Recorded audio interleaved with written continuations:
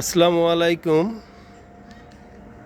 দেখেন আমার ড্রাগন গাছের প্রত্যেকটা ফল একদম লাল হয়ে আছে এবং সবই হারভেস্ট করার মতন উপযোগী হয়ে গেছে ইনশাআল্লাহ।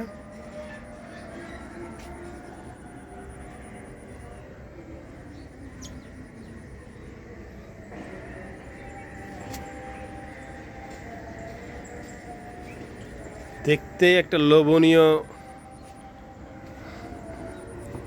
সবুজের ভিতরে লাল যে ফলগুলি পাকা অবস্থায় আছে